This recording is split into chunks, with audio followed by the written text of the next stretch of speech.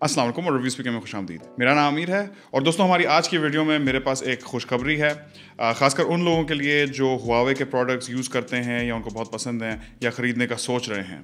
अगर आप हमारे चैनल पर नए हैं तो सब्सक्राइब कर लें और नोटिफिकेशन बेल पर क्लिक कर लें ताकि जब भी कोई नई वीडियो अपलोड हो तो आपको नोटिफिकेशन आ जाए। दोस्तों जैसा कि आपको पता होगा, कुछ हफ्तों पहले यूएस गवर्नमेंट ने Huawei को एक एंटिटी लिस्ट पर डाल दिया था, जिसके बाद अमेरिकन कंपनीज Huawei के साथ डायरेक्टली बिजनेस नहीं कर सकती थी, यानी कि उनको कुछ प्रोडक्ट्स या सर्विसेज नहीं बेच सकती थी। गूगल, जैसा कि आपको पता होगा, एंड्रॉयड ऑपरेटिंग सिस्टम बनाता है जो कि दुनिया का सबसे ज्यादा पॉपुलर ऑपरेटिंग सिस्टम है, यानी कि दुनिया के majority phones Android operating system के साथ आते हैं। इस अनाउंसमेंट के बाद एंड्रॉयड ने अनाउंस किया कि वो Huawei का लाइसेंस कैंसिल कर रहे हैं। इसको आप Huawei Google बैन के नाम से भी जानते होंगे। तो एक तरफ तो ये एंड्रॉयड का इशू खड़ा हो गया, दूसरी तरफ इस एंटिटी लिस्ट पे जाने के बाद कुछ और कंपनीज ने भी अनाउंस किया कि हम अब Huawei के साथ नहीं काम करेंगे, और इन कंपनीज में शामिल हैं इंटेल, ब्रॉडकॉम, क्वालकॉम, जिसके स्नैपड्रैगन प्रोसेसर्स फोन में लगते हैं। जाहिर सी बात है कि इस न्यूज से Huawei बहुत ही प्रेशर में आ गई।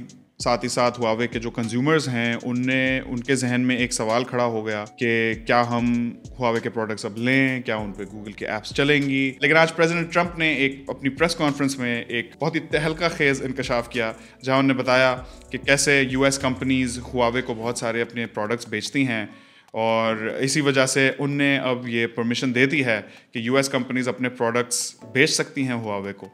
इसका मतलब कि गोइंग फॉरवर्ड गूगल अब अपना एंड्रॉयड ऑपरेटिंग सिस्टम Huawei को बेच सकेगा। साथ ही साथ वो सारी कंपनीज जिनने अनाउंस किया हुआ था कि हम अब Huawei के साथ नहीं काम करेंगे, जैसे कि इंटेल, क्वालकॉम, ब्रॉडकॉम, ARM और दीगर दूसरी कंपनीज, वो सारी अब Huawei के साथ काम कर सकेंगी।